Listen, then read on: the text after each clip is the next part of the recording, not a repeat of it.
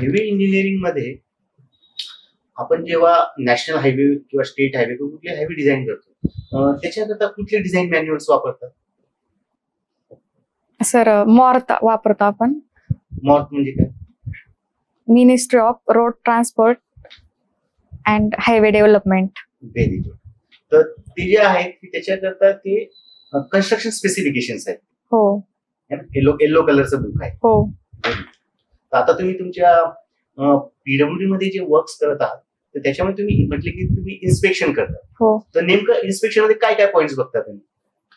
Sir रोडचं MPM वगैरे चालू असेल तर खडीची साईज, बिटुमिनचं टेम्परेचर चेक करतो, थिकनेस प्रॉपर येते का नाही. जर काही साईटवर म्हणजे असं येत नसेल, इम्प्रॉपर असेल तर जेईला कळवायचं. थिकनेस कशी मेजर करतात रोडची?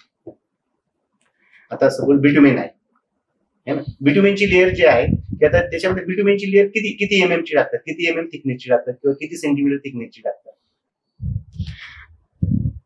सर तुमचं जे डिझाईन आहे डिझाईन मध्ये थिकनेस का हे बघा तुम्ही आता जसं साईट असेल साईट मध्ये त्याचा एल सेक्शन दिलेला असेल, क्रॉस सेक्शन दिलेला असेल. क्रॉस सेक्शन मध्ये तुमची आहे की त्याच्यामध्ये जे आहे त्याची तुम्ही हायरार्की सांगू शकता की कुठल्या कुठल्या लेयर्स असतात रोड्स मध्ये? जीएसबी केला पहिले, त्यावर एमपीएम, त्यावर कार्पेट आणि देन सिलकोट.